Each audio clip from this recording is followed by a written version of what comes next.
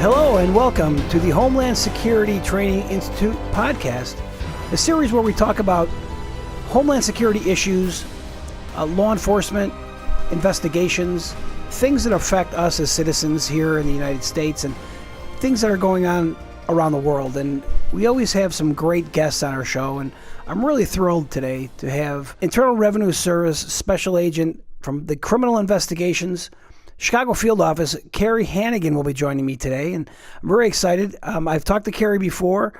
As many of you know, I used to host a radio program that actually I created called Don't Fall For It, and every week we talk about frauds and scams, and when I was with the United States Postal Inspectors, we created that show, and Kerry was always a phenomenal guest, and I'm thrilled to have her back on. And Kerry, I will just say welcome to the podcast. Thank you. Thanks for having me. Well, you know, it's great to have you back, and I'm always fascinated by the Internal Revenue Service history of criminal investigations. You know, we worked a lot of cases together, our agencies did, when I was with the United States Postal Inspectors, and you know, the IRS and the Postal Inspectors are two of those agencies that kind of work a lot of different things, and every time that there's money involved, of course, the IRS is involved. So, but before we start getting into the IRS Criminal Investigations, tell our listeners a little bit about yourself and your career with the IRS. Okay, great. Thanks, Tom, and thanks again for having me. I'm a special agent and / public information officer with IRS Criminal Investigations. I began my career with IRS as a student co-op. So what that means is you go to school and you work for the IRS at the same time. I started with them in 1991 and was converted to a special agent upon graduation in 1993. I'm going on 24 years. Wow. 24 years. That's a great career. Mm-hmm. Have you had fun the whole time? It has been fun. And something neat about our job, as you're well aware, is you see different stuff every day. You know, it depends where the investigations take you. So it always is interesting. Kerry, I know the IRS has quite the significant history here in the United States. I'm a real history buff. We know that in the IRS history, it began way back during the Civil War when income tax was instituted to help cover the cost of war. You know, I was reading about this, and I didn't really know that you guys went back, you know, that far. That's a pretty tremendous amount of history for all the work that you guys do. And obviously it's changed a lot over that period of time. But, you know, income tax has always been one of those things that, you know, it was instituted, I think, to fund expenses in the war, and then it was repealed, and then it was, you know, set as a statute again. What is your view in terms of looking back at the history of the IRS, and how did criminal investigations become part of the organization? I think we do, as you mentioned, have a real rich history here in the United States. We have IRS Criminal Investigation is a separate unit from IRS. So you have Big IRS. If you picture a full pie, Big IRS is the full pie. We're that little sliver, which is criminal investigation. And what IRS Criminal Investigation does is it's basically the law enforcement arm of IRS, and we investigate violations of the Criminal Tax Code and other financial violations of Bank Secrecy Act, which includes structuring. That's a huge responsibility. And usually, I mentioned at the beginning of the podcast that anytime there's a crime and there's money involved, the IRS Criminal Investigation is generally involved in the cases. And we've worked a lot of big cases with your agency. But some of the cases that our listeners may not be aware that you guys have been a very important part of, if not the lead agency, a very, very integral part of the case. A few of these cases are Al Capone, Waxy Gordon, a big gangster from New York, the Lindbergh baby kidnapping, Willie Nelson, Wesley Snipes, recently, I think in 2016, the FIFA corruption investigation. Now that was huge. I saw a show on that, and that just blew me away that you guys were involved in that. Talk a little bit about some of these cases, and if any of these would be a case that would be of most interest to you. Yeah. Again, our job is to protect the Treasury, is to protect the American taxpaying public. We follow the money, and that's what we do best. IRS Criminal Investigation, as you said, is involved in many investigations that you wouldn't think of, like many of these that you just named. Interesting fact, in the FIFA one investigation, our agent was the one who found the true identity of the subject of the investigation. And you know, there was many layers and the dark net and all that to conceal his true identity. It was our agent, young agent out of New York, who was assigned to the task force, fairly new on the case, came in, said, hey, I think he did his homework. He was digging, doing his research. And he went to him and said, I think this is who it is. They pushed him off. No. Welcome to the task force. You don't know. It turns out it was. And he kind of blew it wide open for him. So he takes that. He's now mentioned in books and his claim to fame, and definitely a career move for him. That's really impressive. Yeah. I mean, it's, for a young agent to be able to do that, that's really significant. And the layers of concealment that these people are taking, and again with that dark web, it just makes it that much more difficult. And we're talking big money in these cases. Yeah. I mean, we're talking millions of dollars. And so that's something that are those types of cases are something that criminal investigations will always be a part of? Correct, yeah. And again, protecting the Treasury. And we're going to go after the most egregious crimes. We're not going to do your basic daily audits. There's divisions in IRS to do that. We're handling the criminal activity, whether it's legal income or illegal income. Our job is to follow the money, and frankly, we do that best. That's what we're there to do. We're brought in on many investigations just to track the money. Well, I can say that you guys absolutely do that better than anybody out there because you have such a long history and because you have such good, dedicated agents in criminal investigations. I've always been impressed with your agency, the small slice of the pie. Yeah. Just with the professionalism, and you guys really know what you're doing. So it's really hard for somebody to get away with this type of tax fraud or any type of tax fraud when you guys are on the case. Thanks, Tom. And interesting enough, when we mention follow the money and you say about our talented agents, back in the Lindbergh investigation, they tracked the money down. We do have in our archives, our criminal investigation archives, a letter from Charles Lindbergh thanking it was Chief Irie at the time and the agent assigned to the case for doing such a great job because they did solve it. Unfortunately, it had a bad ending, but they did find it. They traced it down to within dollars of where this guy spent the money on, boats and they ended up tracing the money back to gas stations and IRS, again, talented men and women who follow the money every day. That's really cool. That following the money is where you make your case. That's just really an interesting. The records speak for itself, right? The books aren't going to lie. They're not going to lie. Now, Al Capone, of course. People who know a little bit of the history of gang wars back in the mid to late 1920s in Chicago, knew that during Prohibition, Al Capone was the person who ran illegal bootlegging and things like that. But all these agencies were going after Al Capone.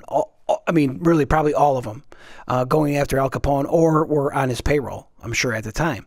But it was the IRS that actually put him in prison. Right. And tax evasion, I believe, is what he was convicted of. Correct. So that goes back to following the money. Here's the biggest gangster, probably certainly the history of at least Chicago, probably the United States, running this illegal operation.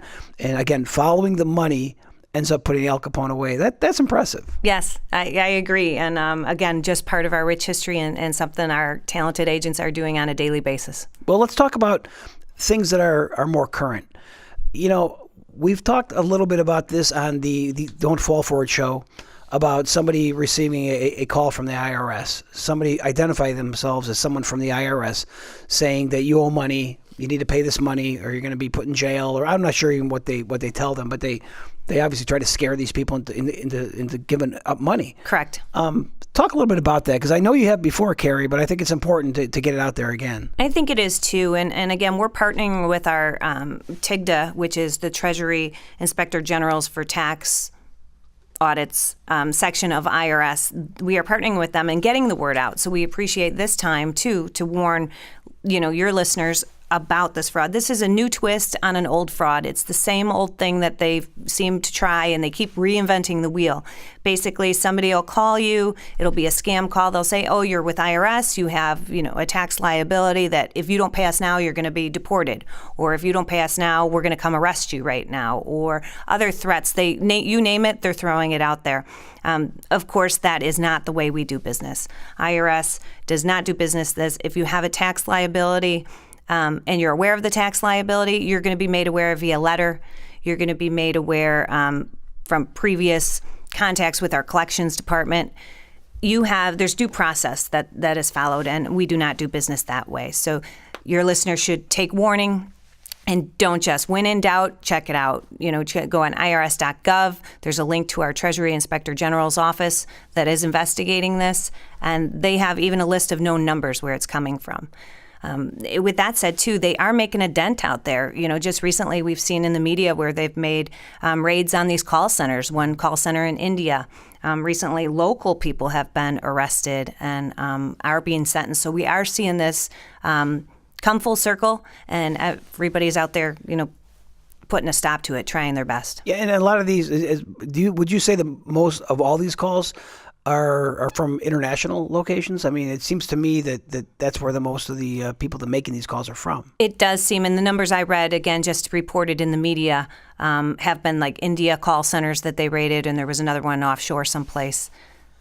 Yeah, when I was with the postal inspectors, we did a couple of cases in Nigeria, and we actually had inspectors, boots on the ground, going to these cyber cafes and actually thwarting these people that were trying to commit scams. And one of the things is I tell people about this, and like, cyber cafe, you think about like a Starbucks or something. Mm-hmm. No, think of a wooden hut that can seat about 5 people with about 20 people in there on computers just trying to scam people. So I think people have to understand that there's people in the world that is their main focus. I mean, they're good at it. That's why they're called con men or con women. Con is confidence. So you try to scam someone out of money, and obviously the IRS is dealing with the same type of an issue. Yeah. Yeah, and I think education is our best defense. So that's why we try to get out there every time we can and warn the citizens about it. So yeah, education is important. That's if we had to give the public a weapon to fight this, it would be education. I because agree. if they know about it, they're not going to fall victim. Right. Which is what we want. One of the things I remember about working with the IRS Criminal Investigations is that these cases, the cases that we've worked with IRS, they're very complicated. I mean, really complicated. So if I was interested in becoming an IRS special agent with criminal investigations, and I had an accounting degree, would that be something that would be beneficial if I was applying? It would be. It doesn't need to be. I was a criminal justice major with accounting. We need 15 hours of accounting for the job, 9 hours related business, which usually isn't the issue. It's those sometimes getting the 15 hours of accounting that people don't like to do. But yeah, no, criminal justice majors, we have lawyers. There's all kinds of different majors that are on board with us. So no, you do not need to be that. Once you're hired, you will be sent down to our training center, which is in Glencoe, Georgia, basically for 6 months. And it's down there where you get your law enforcement training, you'll get your criminal investigation training, and then they have a portion that focuses on tax fraud, which is significant to us. And do you have people do you attract people that say, I want to come in because I want to investigate tax fraud? I mean, are they driven just to investigate that? I think so. Again, maybe doing good for the American public and protecting the Treasury. I also think you have people who want the law enforcement angle but are very detailed in nature, again, to follow that money and through the layers and layers that we go through. So I think there's a combination, and which makes us, I think, a great talent pool. And always looking for people who can bring other stuff. Now a big highlight, as you're aware, is cyber crimes. So you kind of need those computer people who can bring those expertise to the table as well. And I'm glad you mentioned cybercrime. Do some of these cybercrime, let's say attacks or frauds or however they manifest themselves, but these cyber type of attacks or threats, do they end up being related to tax fraud in some way? And how would that work from a cyber perspective? And they can be. We have a new special agent in charge here in Chicago, Gabe Gertchen, who just reported to Chicago mid to late April. And he was just mentioning that this is a top priority for him, these cyber crimes, because it is tax related, whether it's moving money offshore, moving money through accounts. That's going to be a top focus. And again, trying to stay ahead of those bad guys and where they're going next with it. And this dark web stuff is where they're going. Yeah, so somebody with a cyber background, they'd also be an attractive candidate to become a IRS special agent. Absolutely helpful. Yeah, it's amazing. So, Kerry, what type of current cases is the Chicago field office of the IRS Criminal Investigations working on? Are there some things you can kind of talk about in terms of in generalities of what you're seeing? Yeah, I believe, as I mentioned, sack urchins' priority is going to be tax focused. That's always our bread and butter. Whether it takes us into cybercrime, narcotics, general fraud areas, we're going to be there. He's dedicating resources, the resources we do have here in Chicago, to this crime, and we're going to do our best. There's many, cases here. Return preparer fraud, that's always an issue. That's where you have return preparers who are preparing false returns for these people. You also have, your general fraud where businesses aren't reporting all their income on a return, or, and again, whether it's legal income or illegal income. On the narcotics side of the house, we have resources dedicated to that. Because again, any crime that revolves around money, we're going to be there. And so that is where we're going to be focusing on following the money and bringing our investigation expertise to the table, and then bringing it across to the United States Attorney's Office for prosecution. Sure. It's such a wide, I guess it's a wide area for different types of investigations and different components. I think that's why one of the reasons we worked a lot of cases with you guys, because there might have been a mail nexus, but there was a money nexus and a tax fraud nexus. And, you guys, as far as I can remember, have been a part of every large scale investigation in Chicago. So that brings me to my question about resources. How many special agents are there in the Chicago field office? And have you guys, has the numbers risen or has it declined? It has declined over the years, unfortunately, budgetary restraints that we're under now. The Chicago field office encompasses all of Illinois and Indiana. So in the two states, we have approximately 100 agents covering the two states. So we hope to have a huge hiring boom soon, and that would get some new agents on board and trained, and that we could have more resources out there. But again, it's going to go to where the crimes are, and that's what I think we're focused on is if it's narcotics at that moment, we're going to work narcotics. But again, focus mainly around tax fraud. And I think that's a great segue into talking about as you bring more people on board, and we have a listener out there who may be interested in applying. What's the process for applying to become an IRS special agent? Yeah, that would be great to have any student interested to even reach out, or if they need information, they can go on irs.gov, irs.gov.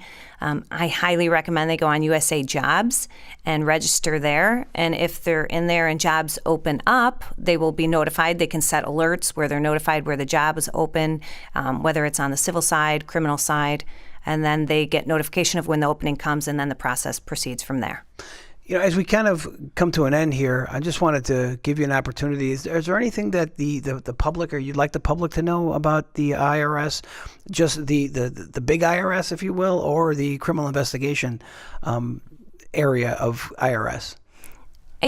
I think, Tom, the main thing would be for me is I don't know that a lot are aware criminal investigation is even out there. I don't know that they're aware that, big IRS has this law enforcement arm. We are out there. We are enforcing the tax laws.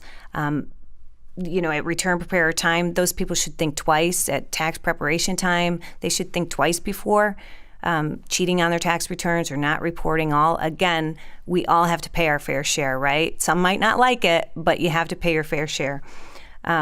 So with that said, again, just that we're a talented group of men and women out there following the money on a daily basis and bring in their expertise. And we have a great working relationship with, as you mentioned, the Postal Service, our other federal counterparts, FBI, DEA, ATF, and we also work with the state and locals here in Chicago too. And people should know this too. They don't just work on April 15th. You guys are working hard every day of the year, 365 days. So people should know that. It is year-round. Yeah, it's a year-round job. So, Kerry, I want to thank you for taking time to come on the Homeland Security Training Institute podcast. I know you've been out here at the College of DuPage doing training and doing some tactical things, and you guys do, you guys train quite a bit. And I see that. I see different agencies that come, and you guys really do a lot of work when you come here. And I think that's important for people to know too, behind the scenes, how hard you guys work to be a professional, well-respected law enforcement agency. I mean, you guys work extremely hard. I've seen that myself here, and we appreciate you guys being here. We appreciate you letting us use your beautiful facilities here. Everybody loves coming here to train. It's a great place and gets us street ready, so to speak. Wonderful. Well, Kerry, thank you so much. I look forward to having you back again. Thank you. In the future, and we look forward to much more success with the Internal Revenue Service criminal investigations. Thank you, Kerry. Great. Thanks, Tom. Thanks for having me. And so for everyone else, the Homeland Security Training Institute podcast is a regular segment that we offer here at the College of DuPage. We bring in professional guests, people who are involved in either criminal enforcement or Homeland Security or different occupations that relate to the safety of our country. So you can subscribe to the HSTI podcast, and that's how you'd find it on iTunes. It's HSTI for Homeland Security Training Institute podcast, and you can subscribe to it. And then every time we do a new segment, you'll get that. There's no cost for it, and it's all about education and keeping people safe. So that's what we want to do. So until next time, this is Tom Brady saying, everyone out there, stay safe, and we'll talk to you soon.